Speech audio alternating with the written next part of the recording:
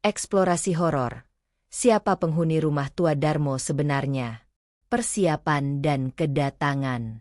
Tim Arya tiba di Jalan Darmo. Malam itu udara Surabaya terasa lembab. Gerbang besi rumah tua itu berkarat parah. Rumah itu terlihat seperti monster raksasa. Waktu menunjukkan pukul 23.30. Ini waktu ideal memulai investigasi. Arya turun dari van. Dia mengenakan jaket windbreaker gelap. Dia menghela napas panjang. Dia menatap Rima dan Bima.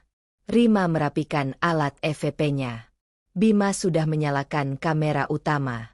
Kita punya 8 jam di sini, kata Arya.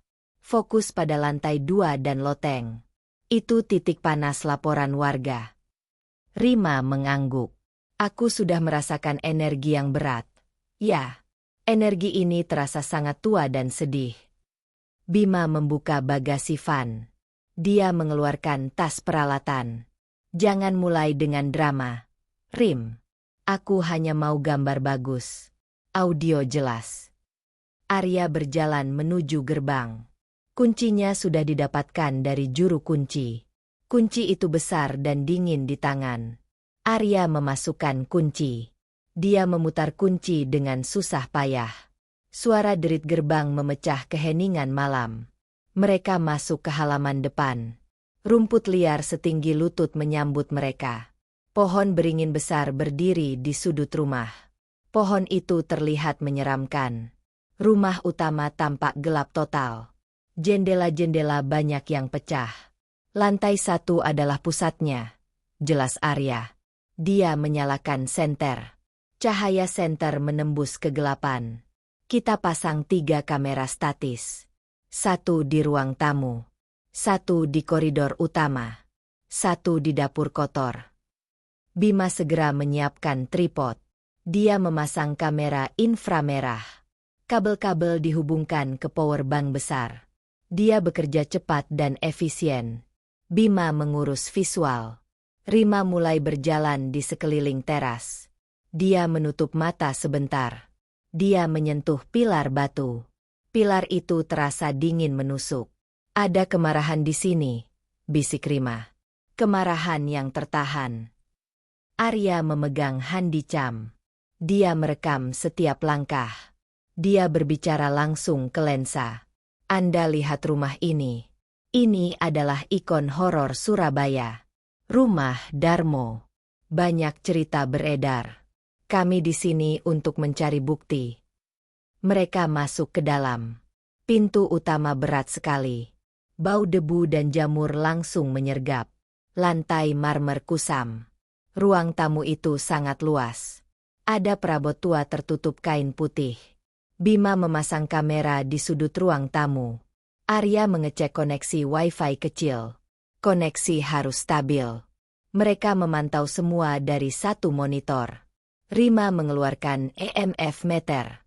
Alat itu berfungsi mengukur medan elektromagnetik. Skala alat itu tetap 0. Belum ada pergerakan, lapor Rima.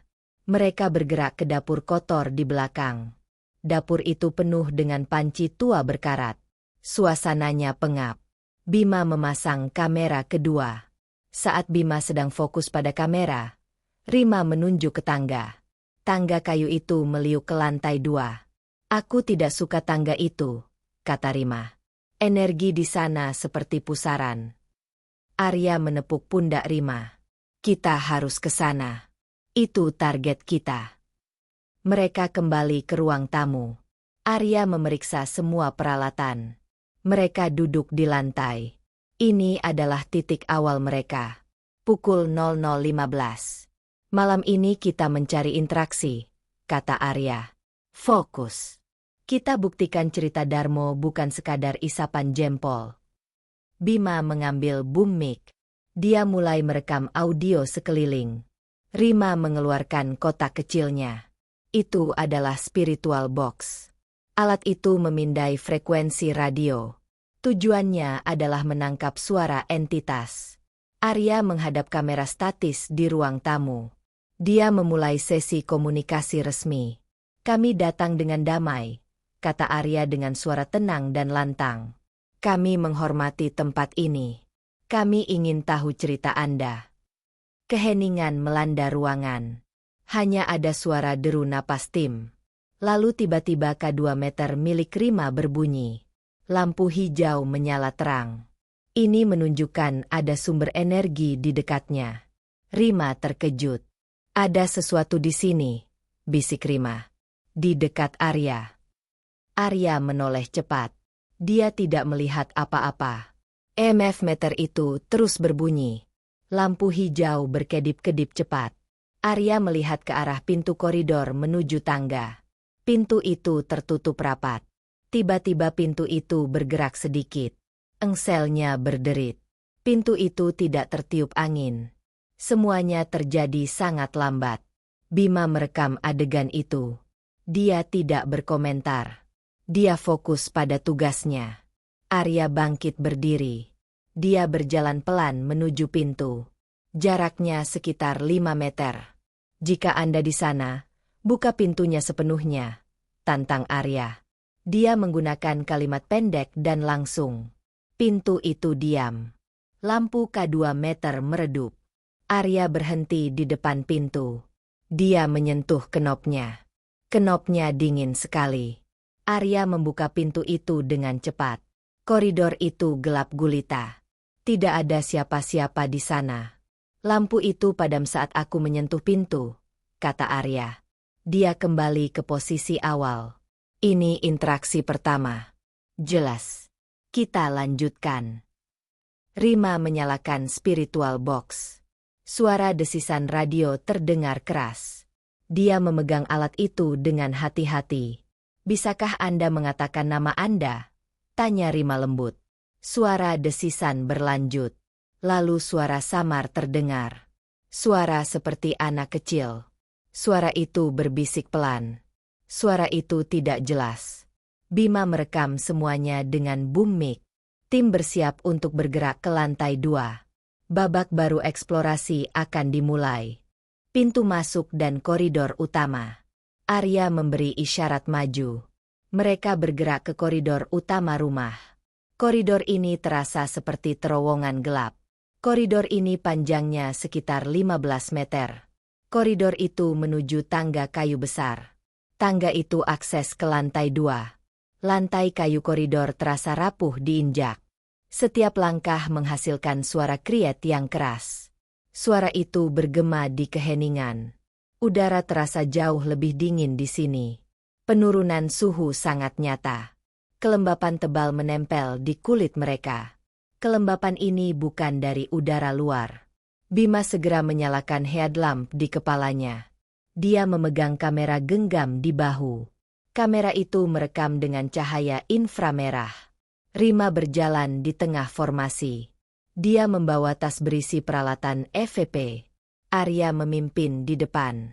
Dia menggunakan senter LED paling terang. Cahaya senter itu hanya mampu menerangi beberapa meter di depan. Jaga jarak 3 langkah. Perintah Arya. Suaranya tegas dan jelas. Dia berbicara ke mic lavalier yang terpasang di jaketnya. Jangan menyebar di koridor ini. Tetap berkumpul. Kita adalah tim. Mereka melewati 5 pintu kamar tidur kecil. Semua pintu tertutup rapat. Pintu-pintu itu dicat putih pudar. Lapisan catnya sudah mengelupas parah. Engsel besi di setiap pintu tampak berkarat tebal. Rima mengangkat tangan kirinya ke samping. Dia merasakan energi dinding. Sangat padat, lapor Rima. Dia berbisik. Energi ini menekan kuat. Rasanya seperti pengawasan yang terus-menerus. Mereka memperhatikan kita. Tiba-tiba senter Arya mati total. Senter high power LED itu baru diisi ulang baterainya 6 jam lalu. Kegelapan pekat langsung menyelimuti mereka. Hanya headlamp Bima yang tersisa menyala. Headlamp itu menghasilkan cahaya sempit. Cahaya itu memantul di debu udara. Periksa sentermu. Ya, kata Bima. Suaranya terdengar sedikit cemas. Dia tidak menghentikan perekaman. Dia terus melangkah. Arya mengocok senter itu keras-keras. Dia memukulnya pelan di telapak tangan. Senter tetap mati. Baterai penuh. Ini bukan masalah kontak atau baterai. Arya menyimpan senter mati di saku jaket. Mereka berdiri diam dalam kegelapan parsial itu. Keheningan koridor terasa mencekik. Rima menggenggam erat alat EVP kecilnya. Dia mulai merasakan sakit kepala ringan. Ini tanda aktivitas spiritual meningkat. Tiba-tiba terdengar suara sangat keras. Suara tabrakan. Brak. Itu adalah suara pintu dibanting keras. Suara itu berasal dari arah dapur kotor. Pintu dapur itu mereka tutup tadi. Bunyinya seperti pukulan godam ke dinding. Suara itu memekakkan telinga. Dapur kotor, bisik Arya. Dia segera menarik napas dalam. Dia mengepalkan tangan kanannya. Bima, apa kamera statis di dapur masih merekam? Konfirmasi status. Bima melihat monitor kecil di pergelangan tangannya. Monitor itu terhubung ke sistem transmisi video. Ya, kamera statis 1 di dapur masih merekam. Aku akan mengecek rekamannya nanti. Jangan kembali sekarang. Itu jebakan. Mereka tidak bergerak dari posisi mereka di tengah koridor. Keadaan darurat ini memaksa mereka fokus total. Arya menyadari ini adalah agresi. Ini bukan lagi bisikan pelan seperti di ruang tamu. Kami tahu Anda ada di sana, kata Rima. Dia berbicara ke udara koridor. Nadanya tenang dan menghormati. Kami tidak takut. Kami ingin berbicara dengan Anda. Kami ingin tahu apa yang terjadi. Rima segera membuka tasnya. Dia mengeluarkan spiritual box dan menyalakannya. Desisan radio statis kembali terdengar sangat keras. Rima memegang mikrofon perekam terpisah di depan alat itu. Apakah Anda membanting pintu itu? Tanya Rima. Pertanyaannya langsung. Jeda berlangsung sekitar 5 detik. Keheningan radio. Lalu suara frekuensi terpotong-potong. Suara itu berbunyi menyerupai kata dalam bahasa Indonesia. Keluar. Suara itu serak, dalam, dan dipenuhi kebencian. Bima merinding. Dia menelan ludah yang terasa kering. Dia mengarahkan boom mic ke arah suara. Arya mengamati ekspresi Rima. Rima tetap tenang. Dia adalah profesional. Kami tidak akan keluar, balas Arya. Nada suaranya sedikit meninggi. Dia ingin memancing reaksi lebih lanjut. Kami harus tahu mengapa Anda masih di sini. Siapa Anda? Berapa umur Anda? Spiritual box tiba-tiba mengeluarkan suara tawa. Tawa itu melengking tajam. Tawa itu terdengar persis di depan mereka. Tawa itu bukan suara radio statis. Tawa itu adalah suara asli di ruangan. Tawa itu mirip tawa anak kecil. Rima segera mematikan spiritual box.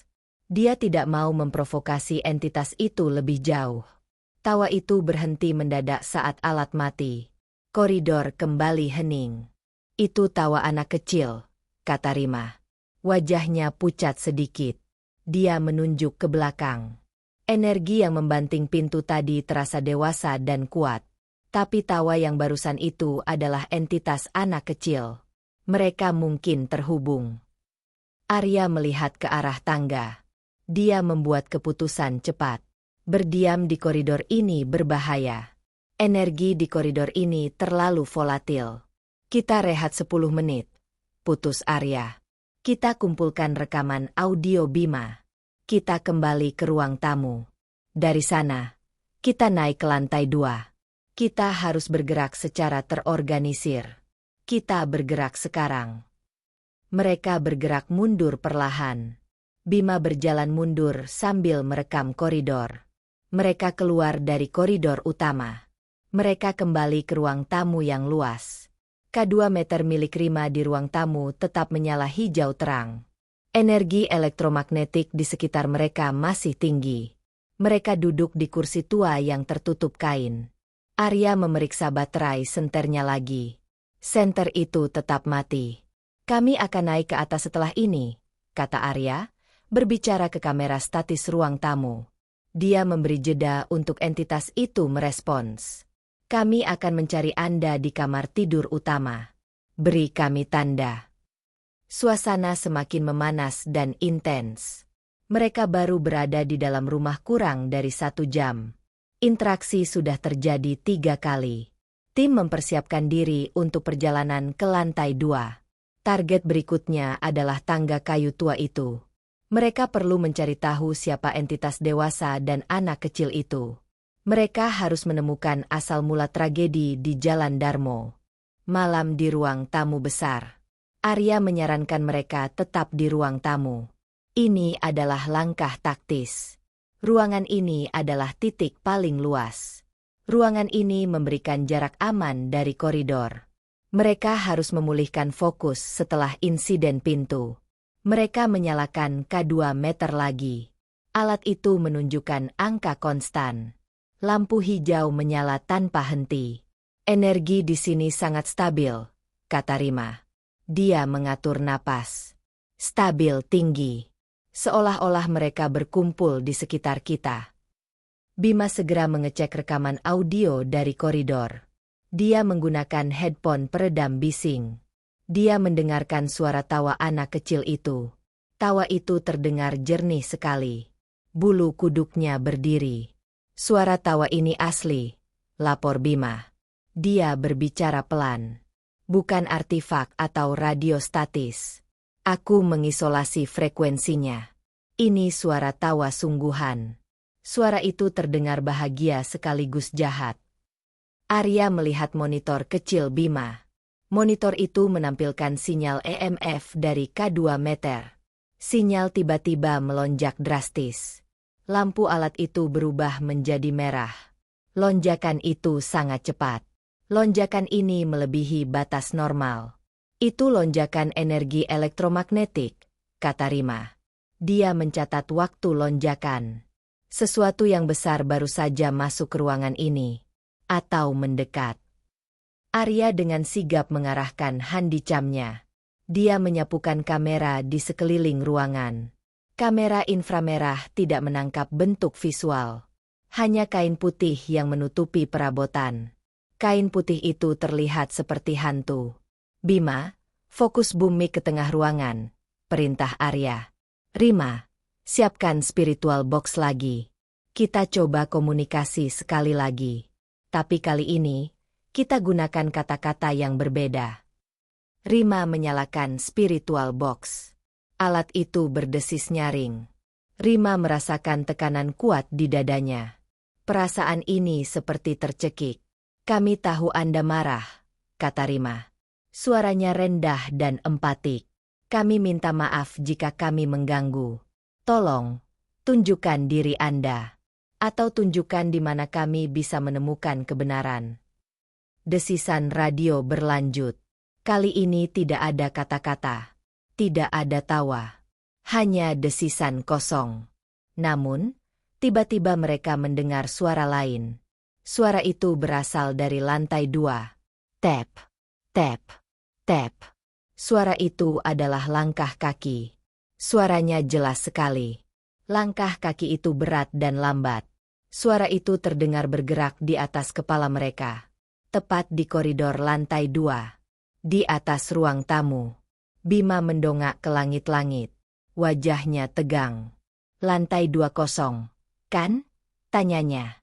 Dia menahan napas. Tidak ada juru kunci. Tidak ada tim lain di sini.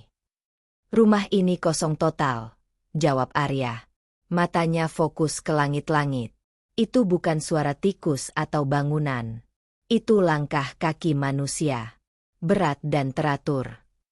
Langkah kaki itu berhenti tepat di atas mereka. Keheningan menggantung tebal. Mereka bertiga diam. Mereka menunggu respons lebih lanjut. Spiritual box Rima hanya berdesis.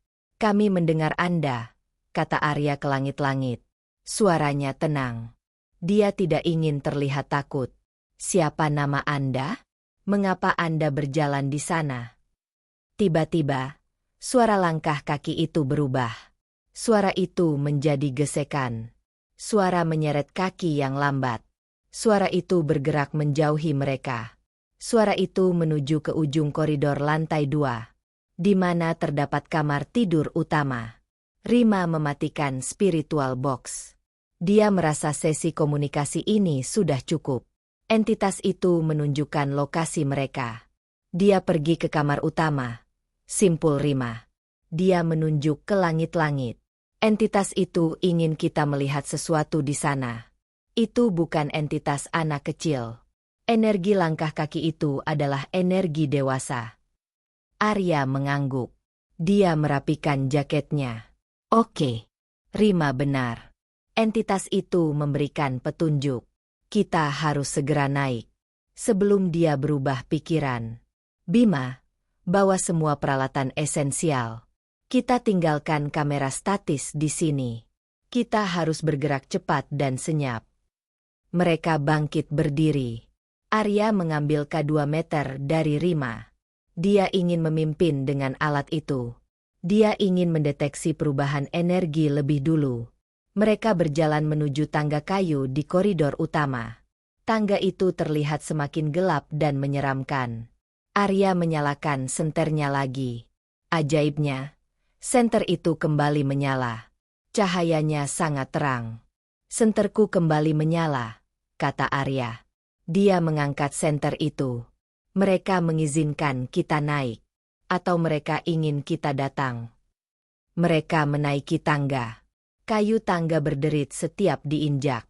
Suara derit itu seperti ratapan panjang. Mereka bergerak ke lantai 2. Langkah mereka sangat hati-hati. Arya dan tim tahu, babak paling berbahaya baru akan dimulai di atas sana.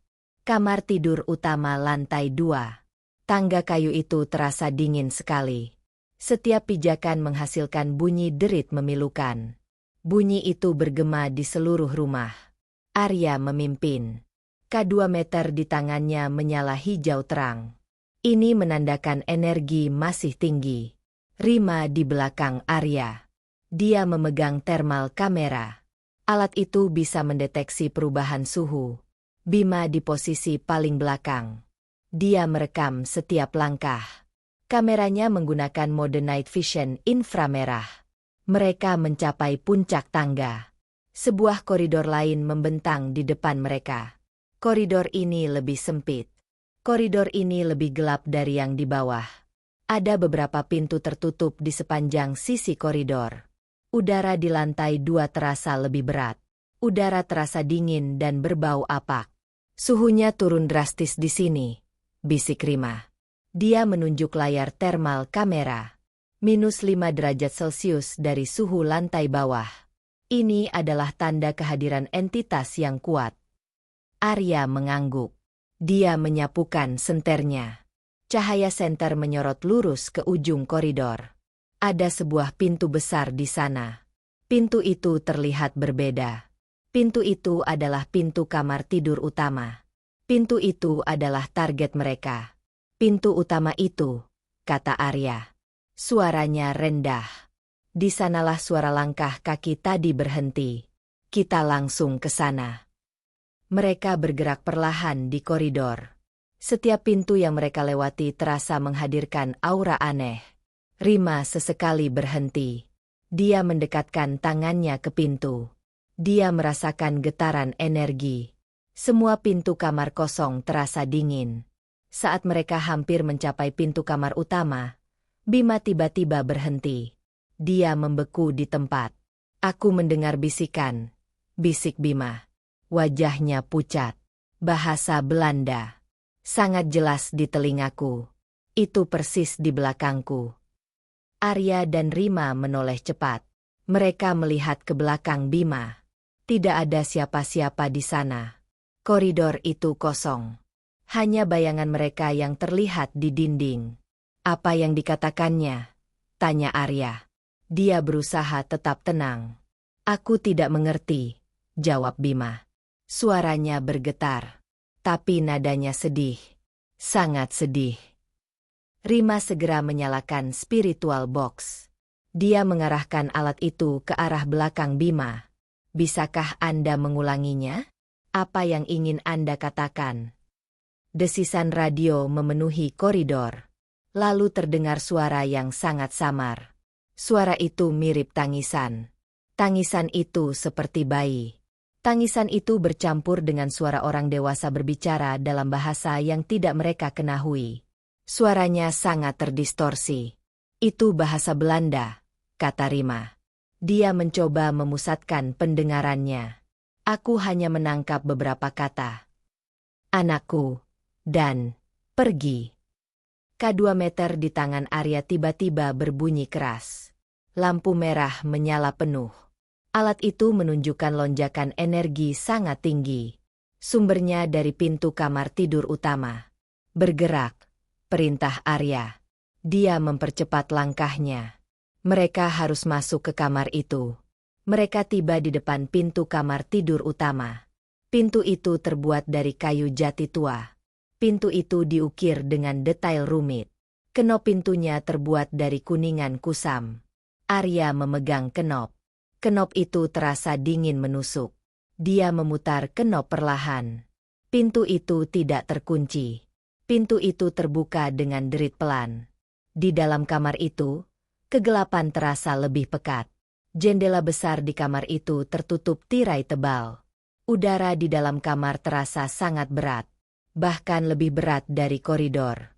Bau melati tua menusuk hidung mereka. Arya menyalakan senternya. Dia menyapukan cahaya ke seluruh ruangan. Kamar itu sangat besar. Ada tempat tidur berkanopi tua. Tempat tidur itu tertutup kain putih. Ada lemari pakaian kayu besar di sudut. Ada meja rias antik di samping jendela. K2 meter Arya berbunyi sangat nyaring di dekat lemari pakaian. Lampu merah menyala konstan. Di dekat lemari itu, kata Rima. Dia mendekati lemari. Energi paling kuat ada di sini. Arya mengikuti Rima. Dia membuka lemari pakaian kayu itu. Lemari itu kosong. Hanya debu tebal di dalamnya. Namun, di bagian dasar lemari, ada sebuah kotak kayu kecil. Kotak itu terbuat dari kayu mahoni. Kotak itu diukir dengan bunga mawar. Kotak itu terlihat sangat tua. Arya mengambil kotak itu. Kotak itu terasa dingin. Dia membukanya perlahan. Di dalamnya, ada sebuah buku bersampul kulit. Buku itu adalah buku harian. Di sampulnya tertulis nama. Elara van der Steen. Ini buku harian, bisik Arya. Dia merasakan jantungnya berdebar kencang. Mungkin ini adalah kunci. Kunci untuk semua misteri di rumah ini. Bima mendekat. Dia merekam buku harian itu dengan cermat. Nama Belanda. Ini pasti pemilik asli rumah ini. Rima memegang thermal kamera ke arah buku. Suhu buku itu jauh di bawah rata-rata ruangan. Buku itu memancarkan aura dingin. Arya membuka halaman pertama buku harian itu. Tulisannya tangan, menggunakan tinta yang sudah pudar. Bahasanya Belanda. Arya bisa membaca sedikit bahasa Belanda. Dia melihat tanggal-tanggal tua. Tanggal itu dari tahun 1930-an dan 1940-an. Ini adalah kisah keluarga van der Steen, kata Arya. Dia membaca beberapa baris pertama. Mereka tinggal di rumah ini. Dia menulis tentang kebahagiaan awal mereka. Kebahagiaan itu tidak bertahan lama. Tiba-tiba, suara isakan pelan terdengar. Suara itu berasal dari sudut kamar. Di belakang tempat tidur berkanopi. Suara itu sangat menyayat hati. Suara itu jelas suara perempuan. Arya, Rima, dan Bima menoleh serentak.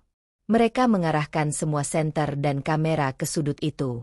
Tidak ada siapa-siapa. Hanya bayangan gelap di sana. Namun, thermal kamera Rima mendeteksi bentuk. Bentuk itu berdiri di sudut. Bentuk itu memancarkan suhu sangat dingin. Bentuk itu adalah siluet perempuan. Dia ada di sana, bisik Rima.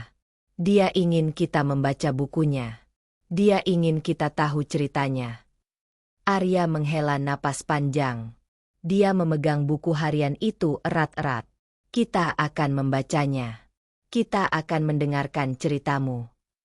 Narasi 4 berakhir dengan penemuan buku harian.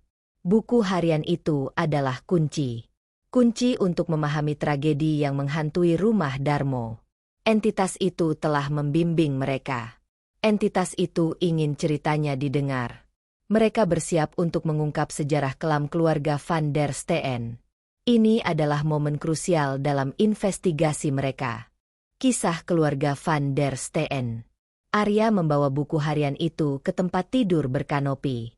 Dia duduk perlahan di tepi tempat tidur. Tempat tidur itu tertutup kain putih tua. Kain itu dingin. Rima dan Bima berdiri di sampingnya. Mereka mengarahkan semua cahaya senter ke buku itu. Buku harian itu bersampul kulit pudar. Arya membuka buku itu hati-hati. "Kita harus membaca isinya," kata Arya. "Ini adalah petunjuk paling konkret." Bima segera merekam halaman-halaman buku harian. Dia memfokuskan kamera. Tinta tulisan tangan di halaman itu mulai pudar. Tulisannya dalam bahasa Belanda kuno. Arya berusaha keras menerjemahkannya. Rima memegang EMF meter. Alat itu tetap merah menyala. Energi di kamar itu sangat tinggi. Suara isakan yang samar masih terdengar.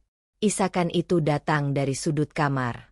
Arya mulai membaca keras-keras. Buku harian Elara Van der Steen, 1938. Januari 15. Suamiku, Peter, baru saja menyelesaikan pemindahan kami ke rumah baru di Darmo ini. Rumah ini indah sekali. Halaman luas. Kami membawa putri kami, Anna. Anna baru berusia 5 tahun. Dia sangat suka taman. Peter berjanji ini adalah awal baru yang bahagia. Maret 29. Anna sering berbicara sendiri. Dia bilang dia punya teman baru. Teman baru itu tinggal di loteng. Aku tidak melihat siapa-siapa di loteng. Peter bilang Anna hanya berimajinasi. Arya membalik halaman. Agustus 10. 1939. Peter menjadi sangat kasar. Bisnisnya di pelabuhan gagal total. Dia menyalahkan orang-orang pribumi. Dia sering mengunci diri di kamar. Aku merasa takut di rumah ini. Anna sering menangis di malam hari. Dia bilang temannya di loteng itu jahat. Temannya menyuruh Anna diam. Rima menyentuh bahu Arya. Suara tawa anak kecil itu mungkin Anna, bisik Rima. Tapi suara dewasa yang marah itu mungkin Peter. Arya melanjutkan membaca. Tanggal melonjak ke masa perang. Mei 17, 1940. Surabaya kacau. Kami tidak bisa kembali ke Belanda. Peter semakin gila. Dia menyalahkan semua orang. Dia bilang dia lebih baik mati daripada hidup miskin dan kalah. Dia mulai berbicara tentang pembersihan. Aku tidak tahu apa maksudnya. Bima merasakan hawa dingin ekstrim di lehernya. Dia melihat ke pintu kamar. Pintu itu tertutup. Dia melihat bayangan hitam bergerak cepat di balik pintu. Oktober 5, 1941. Hari ini Peter mengunci pintu loteng. Dia membakar semua dokumen penting. Dia mengatakan kami akan pergi ke tempat yang tenang. Dia menyiapkan minuman untuk kami. Dia bilang minuman ini akan menghilangkan semua kesedihan.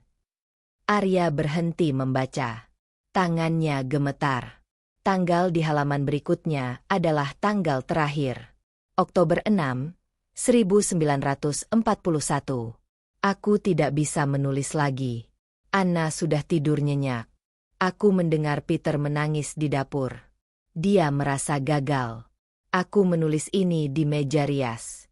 Dia bilang kami semua harus bersih. Bersih dari dunia yang kejam ini. Aku tidak ingin minum. Tapi aku tidak punya pilihan. Kami semua harus pergi bersama. Peter bilang itu yang terbaik. Halaman itu berakhir di sana. Tinta itu tampak tumpah sedikit. Tinta itu sepertinya tercampur dengan air mata. Rima segera berjalan ke meja rias. Meja rias antik di samping jendela. Dia menulis surat terakhirnya di sini, kata Rima. Dia menyentuh meja rias. Kesedihan Elara terekam kuat di sini. Arya menutup buku harian itu. Dia memegang buku itu erat-erat. Tragedi bunuh diri massal, kata Arya. Suaranya penuh kesadaran. Peter meracuni istri dan anaknya. Lalu dia bunuh diri. Tiba-tiba, suara isakan itu berubah menjadi tangisan keras. Tangisan itu histeris. Suara itu berasal dari sudut kamar lagi. Thermal kamera Rima mendeteksi pergerakan di sudut. Siluet perempuan itu kini terlihat lebih jelas. Siluet itu bergerak mondar-mandir. Siluet itu terlihat sangat gelisah. Dia marah karena kami tahu, kata Rima. Dia mencoba berkomunikasi. Lara, kami tahu Peter memaksa Anda. Kami tahu Anda tidak ingin mati. Tangisan itu mereda. Berganti menjadi suara bisikan tunggal. Suara bisikan itu tertangkap oleh mikrofon boom mic Bima. Suara itu berbisik. Peter. Di atas. Loteng. Simpul Arya. Peter van der Steen ada di loteng. Dia adalah entitas dewasa yang marah. Dia adalah sumber agresi. Bima menelan ludah. Anak kecil. Anna. Mungkin tawa yang kami dengar. Dia terjebak di sini bersama ayahnya. Arya berdiri. Dia menyimpan buku harian itu di jaketnya. Kita sudah mendapatkan jawabannya. Sekarang kita harus mendapatkan bukti visual Peter. Dia ada di loteng. Itu lantai 3. Mereka meninggalkan kamar tidur utama. Mereka bergerak cepat menuju koridor. Mereka harus mencari tangga menuju loteng. Mereka harus mencari Peter di lantai 3. Mereka sudah tahu cerita di balik rumah Darmo ini. Mereka harus menyelesaikan konfrontasi itu. Insiden loteng gelap. Lantai 3. Tim meninggalkan kamar tidur utama. Mereka bergerak cepat menyusuri koridor lantai 2. Target mereka sekarang adalah loteng. Loteng adalah tempat Anna van der Steen sering bermain. Loteng adalah tempat Peter van der Steen diduga bersembunyi. Tangga loteng harusnya ada di ujung koridor, kata Arya. Dia memimpin dengan senter. K2 meter di tangannya menyala merah. Energi Peter van der Steen terasa sangat dekat. Mereka menemukan tangga kecil. Tangga itu terbuat dari kayu yang lebih kasar. Tangga itu curam dan gelap. Pintu loteng terbuat dari kayu lapuk. Pintu itu terkunci. Peter mengunci loteng setelah Anna meninggal, kata Rima. Dia mengingat isi buku harian Elara. Dia tidak ingin ada yang melihat perbuatannya di sana. Arya mengeluarkan alat pembuka kunci. Dia bekerja cepat dan tenang. Setelah beberapa detik, terdengar bunyi klik. Kunci loteng terbuka. Arya mendorong pintu loteng. Udara panas dan pengap langsung menyergap. Loteng itu sangat gelap. Cahaya senter mereka menembus kekosongan. Loteng itu penuh dengan barang-barang lama. Ada peti kayu, kursi rusak, dan tumpukan kain. Bima, rekam setiap sudut. Perintah Arya. Rima, siapkan thermal kamera dan spiritual box. Mereka menaiki tangga curam itu. Mereka mencapai lantai loteng. Lantai loteng terasa rapuh. Setiap pijakan harus hati-hati. Arya berjalan perlahan ke tengah ruangan. Peter van der Steen, kami tahu Anda di sini, kata Arya. Suaranya lantang. Kami tahu Anda memaksa Lara dan Anna. Kami di sini untuk membongkar kebohongan Anda. K2 meter Arya tiba-tiba berteriak. Alat itu berbunyi nyaring. Lampu merah berkedip-kedip sangat cepat. Alat itu bergetar hebat di tangannya. Rima segera menyalakan thermal kamera. Layar kamera menunjukkan warna ungu dan biru dingin di tengah loteng. Lalu, warna itu berkumpul. Warna itu membentuk siluet. Siluet itu sangat tinggi. Siluet itu adalah sosok pria. Di depan kita, bisik Rima. Suaranya tercekat. Itu dia. Peter. Bima mengarahkan kamera night vision ke siluet itu. Kamera Bima menangkap distorsi. Udara di depan mereka terlihat melengkung. Siluet hitam pekat terlihat samar. Tiba-tiba, udara di sekitar mereka menjadi sangat dingin. Perubahan suhu ini sangat drastis. Rasa dingin itu bukan dingin normal. Rasa dingin itu menusuk ke tulang. Dia bereaksi, kata Arya. Dia tidak mundur. Peter, akui perbuatanmu. Sosok hitam di depan mereka bergerak. Sosok itu tidak berjalan. Sosok itu melayang pelan. Sosok itu bergerak menuju Bima. Bima, mundur, teriak Arya. Bima mencoba mundur. Tapi kakinya terasa kaku. Dia tidak bisa bergerak. Tiba-tiba, lampu senter Arya mati total. Lalu, headlamp Bima mati. Semua lampu padam. Kegelapan total menyelimuti loteng. Hanya kamera night vision Bima yang masih menyala. Bima menjatuhkan senter dan headlamp matinya. Dia memegang kamera dengan tangan gemetar. Di layar night vision, sosok hitam itu kini berada tepat di depan Bima. Bentuknya lebih jelas. Sosok itu seperti bayangan tanpa wajah. Peter van der Steen. Hentikan, teriak Rima. Bersamaan dengan teriakan Rima, spiritual box yang diletakkan Rima di lantai berbunyi keras. Radio berdesis hebat. Lalu terdengar suara yang sangat menyeramkan. Suara itu adalah geraman berat. Tidak akan pernah. Suara itu sangat dekat. Geraman itu memenuhi telinga mereka. Arya mencoba meraih Bima. Dia bergerak buta dalam kegelapan. Dia hanya mengandalkan suara. Tiba-tiba, Bima menjerit keras. Jeritannya putus. Kamera night vision jatuh ke lantai. Kamera itu masih merekam. Tapi yang terlihat hanya lantai loteng yang berdebu. Bima, teriak Arya. Arya meraba-raba lantai. Dia mencari Bima. Dia mencari senter. Rima menyalakan korek api. Cahaya kecil korek api membantu sedikit. Aku tidak bisa melihatnya, seru Rima. Wajahnya panik.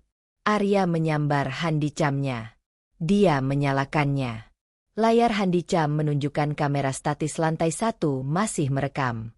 Tapi tidak ada Bima di loteng. Dia tidak ada, kata Arya. Suaranya serak. Peter membawanya. Dia menculik Bima. Kegelapan loteng terasa mencekik. Mereka terpisah. Bima menghilang tanpa jejak. Mereka baru saja berhadapan dengan entitas Peter van der Steen. Konfrontasi ini jauh lebih agresif dari yang mereka duga. Mereka harus mencari Bima secepatnya. Pencarian Bima. Jeritan Bima masih menggema di telinga Arya dan Rima. Arya menyadari situasi darurat ini. Mereka terpisah. Bima menghilang di dalam loteng gelap. Arya dan Rima harus bertindak cepat. Arya menemukan kamera night vision Bima di lantai. Kamera itu masih merekam. Arya mengambilnya. Dia menggenggam kamera itu erat-erat. Dia menyalakannya. Layar menunjukkan lantai loteng yang kotor. Dia menjatuhkan kamera saat ditarik, kata Arya. Dia menarik napas dalam. Kita harus turun. Peter pasti membawanya ke suatu tempat di lantai bawah. Rima menyalakan kembali thermal kameranya. Alat itu membutuhkan waktu untuk rebot. Dia mencoba menemukan jejak panas Bima. Aku tidak melihat jejak panas manusia, lapor Rima. Suaranya terdengar cemas. Loteng ini terlalu dingin. Energi Peter menutupi semua jejak. Arya melihat sekeliling loteng. Loteng ini terasa sangat berbeda.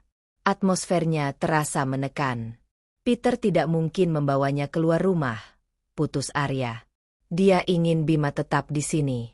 Dia ingin bermain-main dengan kita. Dia ingin kita takut. Mereka bergerak cepat menuju tangga loteng. Mereka menuruni tangga curam itu.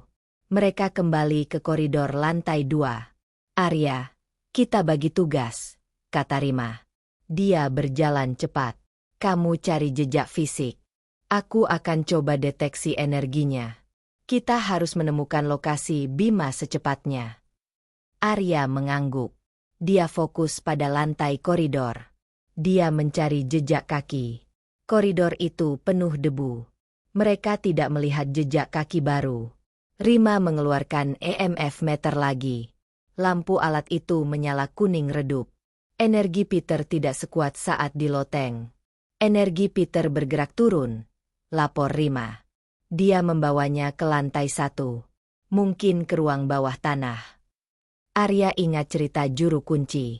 Rumah ini memiliki ruang bawah tanah kecil. Ruang bawah tanah itu digunakan sebagai gudang anggur zaman kolonial. Mereka belum mengeksplorasi ruang bawah tanah.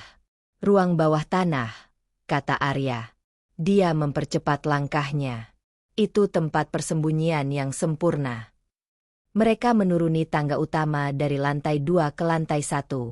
Tangga itu berderit lebih keras dari sebelumnya. Mereka mencapai ruang tamu besar. Ruang tamu itu terasa sunyi. Suara langkah mereka bergema. Kamera statis di ruang tamu masih merekam. Arya melihat sekilas ke monitor kecilnya. Rekaman tidak menunjukkan pergerakan. Rima berlari ke sudut ruangan. Dia mencari pintu akses ke ruang bawah tanah.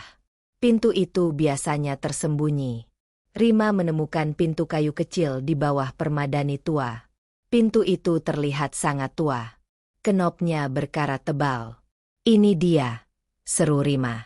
Dia mencoba memutar kenop. Kenop itu macet total. Arya mendekat. Dia menggunakan senternya. Dia melihat ada rantai besi di sekitar pintu. Rantai itu berkarat. Peter van der Steen mengunci Bima di sana, kata Arya. Dia mengambil linggis kecil dari tas peralatannya. Dia ingin kita datang mencarinya. Arya mulai memukul rantai besi itu. Setiap pukulan menghasilkan suara nyaring. Suara itu mengganggu keheningan malam. Rima segera menyalakan spiritual box. Dia menempatkannya di samping pintu. Dia ingin mencoba komunikasi spiritual sekali lagi. Peter, lepaskan Bima, tuntut Rima. Suaranya tegas. Dia tidak bersalah. Kami hanya ingin tahu kebenaran. Suara desisan radio tiba-tiba berhenti. Lalu terdengar suara bisikan anak kecil. Suara itu adalah Anna. Jangan ke bawah. Peringatan itu sangat jelas. Bisikan itu tertangkap jelas oleh spiritual box. Arya menghentikan aksinya. Dia menatap Rima. Rima menggelengkan kepala. Anna memperingatkan kita, kata Rima. Ruang bawah tanah itu berbahaya. Itu mungkin tempat Peter menyimpan sisa-sisa amarahnya. Arya melihat ke arah pintu ruang bawah tanah. Dia melihat cahaya biru samar keluar dari celah pintu. Cahaya itu tidak alami. Itu adalah aura dingin yang kuat. Kita tidak bisa meninggalkan Bima, kata Arya. Dia melanjutkan memukul rantai itu. Dia harus membongkar kunci itu. Anna, jika kamu membantu kami, berikan kami petunjuk. Arya memukul rantai besi sekali lagi. Rantai itu patah. Dia membuang linggisnya. Dia membuka pintu kayu itu perlahan. Bau tanah lembab dan bau busuk langsung menyeruak. Tangga batu curam menuju ke bawah. Kegelapan di bawah sana terasa memakan semua cahaya. Mereka harus turun. Mereka harus menemukan Bima. Peringatan Anna sudah jelas. Bahaya menanti mereka di ruang bawah tanah. Puncak ketegangan dan komunikasi. Arya membuka pintu ruang bawah tanah. Bau tanah lembab dan bau busuk menyengat hidung mereka. Tangga batu curam menuju ke bawah. Kegelapan di bawah terasa mematikan. Aku akan turun duluan, kata Arya. Dia memegang senter dan K2 meter. Rima, kamu di belakangku. Tetap waspada. Bima ada di bawah sana. Rima mengangguk. Dia memegang spiritual box dan thermal kamera. Peringatan Anna masih terngiang. Jangan ke bawah. Mereka menuruni tangga batu yang licin. Setiap langkah terasa berbahaya. Ruang bawah tanah itu dingin sekali. Dinginnya lebih parah daripada loteng. Mereka mencapai lantai bawah. Ruangan itu kecil. Dindingnya terbuat dari batu bata tua. Ada beberapa rak kayu kosong. Ini adalah gudang anggur tua.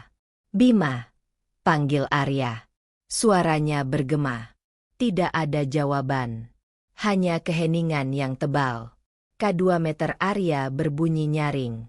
Alat itu menyala merah stabil. Lampu merah itu paling terang sejak awal investigasi. Energi Peter sangat terkonsentrasi di sini. Rima menyapukan thermal kameranya. Layar menunjukkan suhu 5 cirtex C di seluruh ruangan. Lalu, dia melihat satu sudut. Sudut itu berwarna biru tua. Suhunya mendekati 0. Titik beku, kata Rima. Dia menunjuk ke sudut ruangan. Suhu terendah di sana. Bima ada di sana. Atau Peter ada di sana. Arya bergerak cepat ke sudut ruangan. Sudut itu gelap sekali. Arya menyenter sudut itu. Dia melihat Bima. Bima tergeletak di lantai batu. Matanya terbuka lebar. Bima tidak bergerak. Ekspresinya menunjukkan rasa takut luar biasa. Kamera night vision kecil Bima terlepas dari tangannya. Bima. Arya berlutut. Dia memeriksa denyut nadi Bima. Denyut nadinya lemah. Bima masih hidup. Tapi dia dalam keadaan syok berat. Rima segera berjongkok di samping Bima. Dia memegang tangan Bima. Tangannya dingin sekali. Rima melihat ke sudut di balik Bima. Di sudut itu, Rima melihat bayangan hitam pekat. Bayangan itu tinggi. Bayangan itu seperti sosok Peter van der Steen. Sosok itu berdiri diam. Sosok itu mengawasi mereka. Peter, kata Rima. Suaranya tegas. Kami di sini bukan untuk menghakimi. Kami di sini untuk membantu Anna dan Elara. Kami sudah tahu ceritamu. Bunuh diri massal. Sosok itu tidak bergerak. Tapi K2 meter Arya bergetar hebat. Geraman rendah terdengar. Geraman itu hanya terdengar di rekaman audio. Rima membuat keputusan cepat. Dia mengambil buku harian Elara dari jaket Arya. Dia membuka buku harian itu. Dia membacakan kalimat terakhirnya keras-keras dalam bahasa Indonesia. Elara bilang, dia tidak ingin minum. Dia tidak punya pilihan. Dia bilang kamu memaksa mereka. Peter, kamu menyebabkan kematian Anna dan istrimu. Saat Rima selesai membaca, bayangan hitam itu bergetar. Udara di ruangan itu terasa berputar. Suara geraman Peter berubah menjadi rintihan yang menyakitkan. Rima menyalakan spiritual box lagi. Dia berharap Anna merespons. Dia tidak ingin komunikasi berakhir dengan kemarahan Peter. Anna, panggil Rima lembut. Elara, katakan pada kami, bagaimana cara kami menenangkan Peter? Apa yang harus kami lakukan? Spiritual box berdesis. Lalu terdengar suara tangisan yang jelas. Tangisan itu lembut. Itu suara Anna. Suara itu berbisik samar. Tinggalkan. Aku sendirian. Rima terkejut. Anna ingin sendiri. Arya melihat ke arah Bima. Bima mulai menggeliat. Bima perlahan membuka mata. Air. Bisik Bima. Suaranya serak. Arya segera memberikan Bima air minum. Dia membantu Bima duduk. Bima terlihat sangat lemah. Dia menyentuhku, kata Bima. Matanya masih terbelalak ketakutan. Dia sangat marah. Dia bilang dia akan membawa kami semua bersamanya. Rima menyimpulkan pesan Anna. Mereka harus pergi. Kehadiran mereka hanya memicu kemarahan Peter. Peter tidak bisa diyakinkan. Kita harus pergi sekarang, kata Rima. Dia menyimpan buku harian itu. Anna memberikan izin. Peter sudah terlalu marah. Kita sudah mendapatkan bukti. Kita sudah menemukan Bima. Arya melihat bayangan Peter di sudut. Bayangan itu mulai memudar perlahan.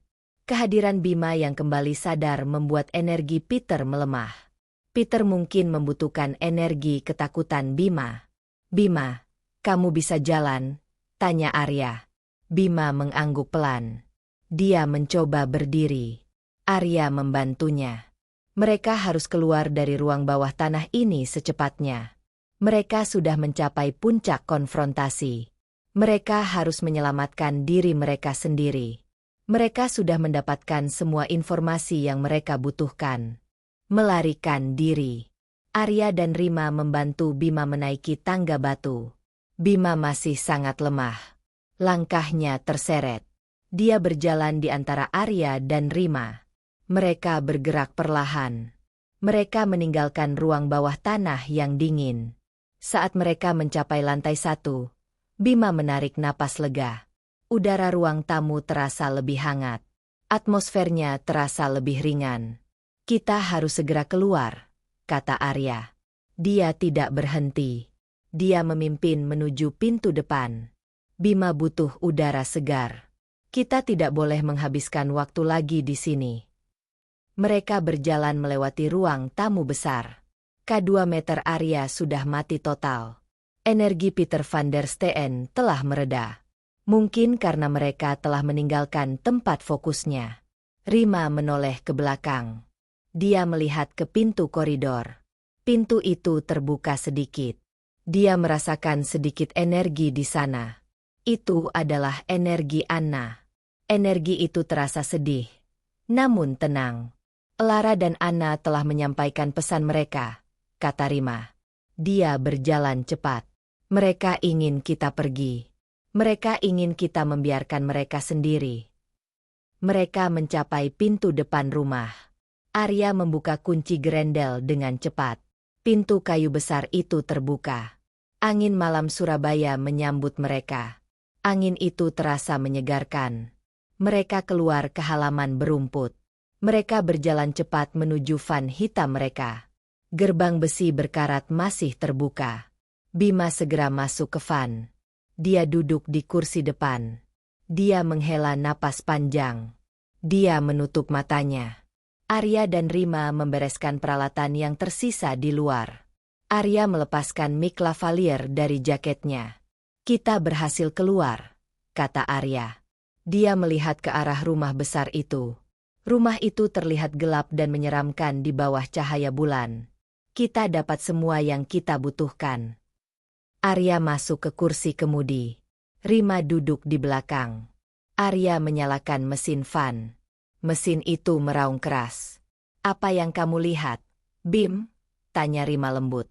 Bima membuka matanya perlahan. "Aku melihat bayangan hitam besar. Dia sangat tinggi. Dia mencekiku.